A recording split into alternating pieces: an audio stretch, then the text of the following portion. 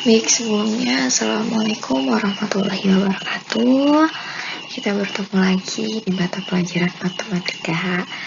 Nah, sekarang kita akan mempelajari tentang bab baru. Masih ada kaitannya dengan limit bab sebelumnya.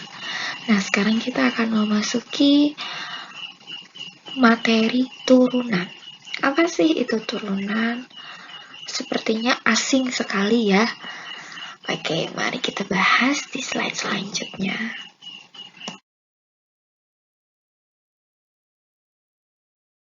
Nah, di bab turunan ini nanti kita akan mempelajari beberapa subbab. Nah, yang pertama itu laju perubahan nilai fungsi. Yang kedua, definisi dari turunan suatu fungsi.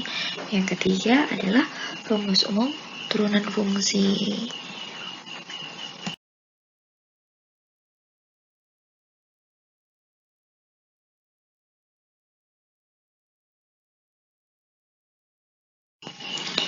Nah, memasuki subbab yang pertama yaitu laju perubahan nilai fungsi. Laju perubahan nilai fungsi ini ada dua, yaitu laju perubahan rata-rata dan laju perubahan sesaat. Nah, bisa dilihat di slide, laju perubahan rata-rata itu yang seperti apa? Nah, di sini ada definisinya. Misalkan, diketahui fungsi Y sama dengan Fx, laju perubahan rata-rata dari fungsi Y sama dengan Fx dalam interval X1 kurang dari sama dengan X kurang dari sama dengan X2 ditentukan oleh delta Y dibagi delta X sama dengan Fx2 dikurangi Fx1 bagi X2 kurangi X1. Nah, pusing Miss. Iya, kalau memang hanya dibaca pusing. Mari kita pahami satu persatu. Nah, kalau di laju perubahan rata-rata ini pasti ada intervalnya. Jadi X kurang dari sama dengan X lebih dari sama dengan. Nah, laju perubahan ini dinyatakan dengan delta Y dibagi delta X. Maksudnya delta Y dibagi delta X itu apa? Nanti di belakang dijelaskan melalui grafik. Nah, delta Y ini maksudnya perubahan fungsi. Kan kita tadi punya X1 dan X2. X1 itu batas bawah, X2 itu batas atas. Nah, delta Y itu adalah nilai fungsi dari batas atas dikurangi nilai fungsi dari batas bawah. Kemudian dibagi dengan delta X. Delta X itu apa? Delta X itu adalah batas atas dikurangi batas bawah. Oke, bisa dipahami? Mudah-mudahan bisa lah ya. Oke, kita lanjut ke laju perubahan sesaat. Nah, di sini juga ada definisinya nih. Misalkan, diketahui fungsi Y sama dengan Fx yang terdeteksi untuk setiap nilai X di sekitar X sama dengan A. Laju perubahan sesaat dari nilai fungsi Fx pada X sama dengan A ditentukan oleh limit H mendekati 0 dari F A ditambah H dikurangi FA dibagi dengan H. Tambah sulit lagi, Miss. Enggak kok, ini enggak sulit. Pelan-pelan dibaca, kita pahami bareng-bareng. Yang pertama kita harus tahu dulu perbedaan laju perubahan rata-rata dan laju perubahan sesaat. Kalau rata-rata itu pasti memuat interval. Tapi kalau perubahan sesaat, namanya juga sesaat, pasti ditentukan kan waktunya atau ditentukan kan titiknya. Nah, di sini kan tadi disebutkan untuk setiap nilai X di sekitar X sama dengan A. Nah, nilai A-nya itulah yang akan kita gunakan. Kita substitusikan ke rumusnya. Ingat, di laju perubahan sesaat ini ada catatannya. Jika limit itu ada. Di kemarin apa ya? Limit itu ada ketika apa? Suatu fungsi memiliki nilai limit ketika limit kanan dan limit kirinya itu nilainya sama. Oke? Bisa dibuka-buka lagi catatannya tentang limit.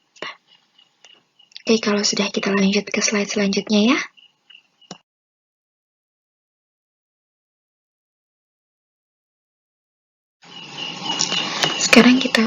ke definisi turunan fungsi.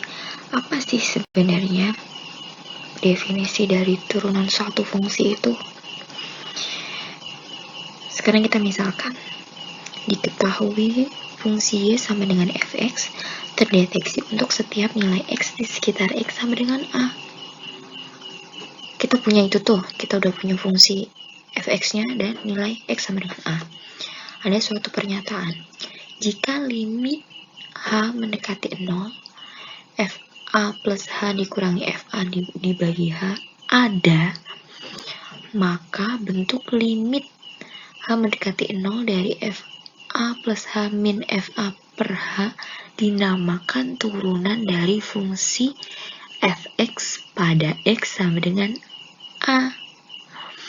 Bingung kan? Nggak apa-apa bingung, wajar. Nanti kita langsung ke contoh soal ya, biar nggak bingung. Sebelum masuk ke contoh soal, Miss Eva akan menyampaikan beberapa catatan penting. Yang pertama, jika limit itu ada atau mempunyai nilai, maka kita dapat mengklaim bahwa fungsi fx itu diferensiabel atau dapat didiferensialkan atau dapat diturunkan pada x sama dengan a. Nah, bentuk limit itu selanjutnya dilambangkan dengan f aksen a. Jadi, f aksen a sama dengan limit h mendekati 0, fa plus h dikurangi fa per h. Atau f aksen a itu bisa disebut dengan turunan fungsi fx pada x sama dengan a. Nah, seperti yang poin 2 ini ya, lambang f aksen a dibaca f aksen a, disebut turunan atau derivatif dari fungsi fx terhadap x pada x sama dengan a. Kemudian yang ketiga, misalkan fungsi fx mempunyai turunan f aksen x, jika f aksen a tidak terdefinisi, maka dikatakan fx tidak diferensiabel pada x sama dengan a. Jadi hasilnya harus berupa angka atau nilai ya. Tidak boleh kok tidak terdefinisi gitu-gitu, oke?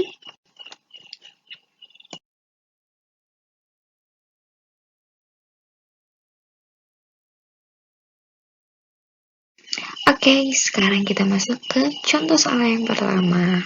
Nah, di sini ada soal nih. Carilah turunan fungsi fx sama dengan 3 min 2x pada x sama dengan 1. Nah, kita kembali ke definisi lagi. Ke definisi yang tadi, turunan fx itu sama dengan y kan? Berarti kita punya y sama dengan fx sama dengan 3 min 2x pada x sama dengan 1. Tadi di definisi x sama dengan a, berarti kita punya a sama dengan 1. Nah, lihat lagi langkah-langkah yang sudah Miss Eva tulis di slide. Turunan fx sama dengan 3 min 2x pada x sama dengan 1 disebut juga dengan f aksen 1. Nah, kita pakai limit ya. Berarti kita punya persamaan f aksen 1 sama dengan limit h mendekati 0, f, kalau di rumus tadi kan fa plus h min fa ya.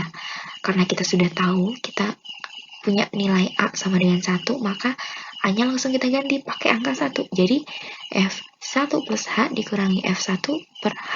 Oke? Oke, pastinya bisa diterima, bisa ditangkap ya. Kan pinter-pinter. Lanjutnya, kan kita sudah peroleh tadi itu f1 plus h min f1, kita substitusikan ke rumusnya. Kita sudah punya fx 3 min 2x nih, kita cemplungin ke situ. Cemplungin, aduh bahasanya Miss. Kita masukkan, kita substitusikan. Jadi sekarang kita punya persamaan yang baru nih.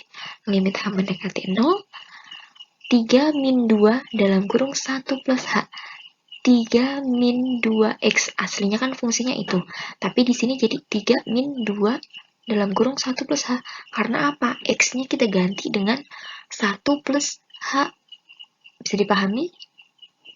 Terus yang belakang juga 3 min 2 dalam kurung 1, 3 min 2x, itu kan rumus aslinya. Nah, karena yang di belakang ini adalah f1, maka x-nya kita ganti dengan 1, pernya tetap per h. Setelah kita operasikan, 3 dikurangi 2 kali 1 kan berarti 2.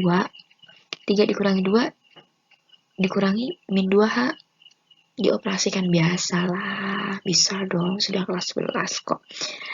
Jadi kita peroleh limit H mendekati 0, min 2H per H.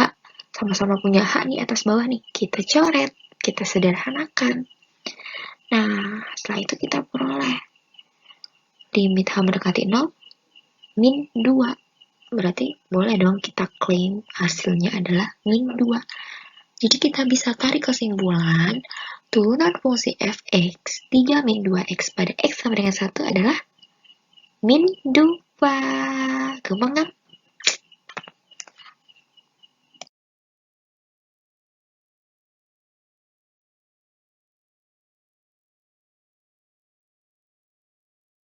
Oke, masuki sebab yang ketiga yaitu rumus umum turunan fungsi.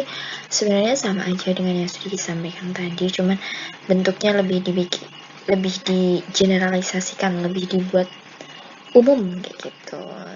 Nah, definisinya apa dari rumus umum turunan suatu fungsi itu?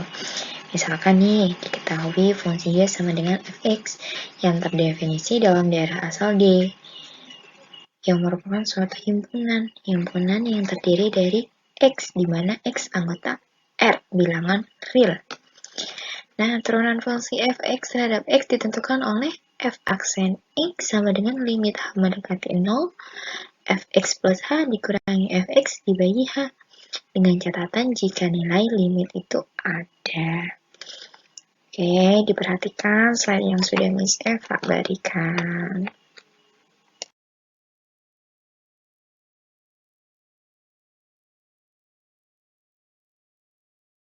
Sekarang kita berbicara tentang bentuk lain dari notasi turunan. Jadi notasi turunan itu nggak hanya dilambangkan dengan f aksen X, tapi banyak sekali lambang yang notasi yang melambangkan suatu turunan. Nah, turunan fungsi y sama dengan fx dilambangkan dengan dy per dx atau df per dx yang dikenal sebagai notasi Leibniz. Nah, notasi Leibniz nih, dy per dx atau df per dx dapat diperoleh dari hubungan f aksen x sama dengan limit h mendekati 0, fx plus h min fx per h. Misalkan nilai h pada hubungan di atas diganti dengan delta x. Seperti yang sudah Miss Eva sampaikan di awal tadi, maka diperoleh f aksen x sama dengan limit delta x mendekati 0, fx plus delta x dikurangi fx per delta x. Ingat ya, delta itu menyatakan suatu perubahan. Perubahan pada variabel x sebesar delta x mengakibatkan perubahan nilai fungsi fx sebesar delta y, sama dengan, atau bisa disebutkan dengan delta f juga bisa, sama dengan fx plus delta x dikurangi fx. Dengan demikian, hubungan tersebut dapat dituliskan seperti yang sudah dituliskan di kotak. Nah, bisa dilihat grafiknya di sini. Kita punya x. Nah, nilai y-nya itu kan sama dengan fx. Nah, kalau kita punya x plus delta x, berarti kita punya nilai y fx plus delta x. Jadi, jarak antara fx ke fx plus delta x itu disebut delta y atau delta f. Jarak fungsinya atau jarak y-nya, jarak sumbu y-nya.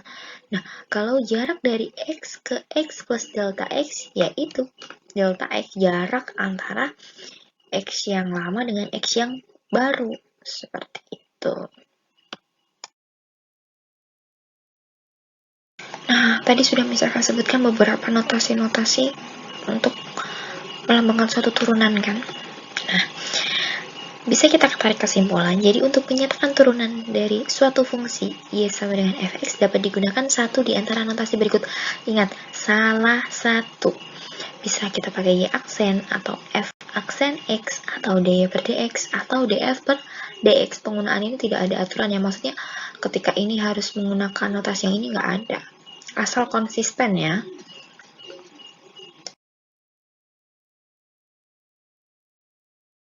Setelah mempelajari ketiga subbab tadi, kita akan melanjutkan ke rumus-rumus turunan aljabar. Apa aja? Ada turunan fungsi konstan, turunan hasil bagi fungsi-fungsi, turunan fungsi fx sama dengan himpunan UX, turunan hasil kali konstanta dengan fungsi, turunan jumlah dan selisih fungsi-fungsi, turunan fungsi pangkat, turunan ke N1 fungsi, turunan fungsi identitas, turunan hasil kali fungsi-fungsi. Ya, banyak sekali. Dan ini akan dibahas di pertemuan selanjutnya. Ini Miss hanya menyampaikan saja sebagai gambaran materi apa sih yang akan kita pelajari selanjutnya. Seperti itu. Nah, kiranya cukup yang Miss Eva sampaikan untuk pertemuan kali ini. Sekarang gantian kalian, silahkan mengerjakan latihan-latihan yang akan Miss Eva kirimkan. Nah, akhir kata Miss Eva akhiri. Sekian dari Miss Eva, kurang lebihnya mohon maaf. Selamat mengerjakan anak-anak. Semoga berhasil. Hasil pekerjaannya Miss Eva tunggu. Silahkan dikirim by WhatsApp. Oke, wassalamualaikum warahmatullahi wabarakatuh.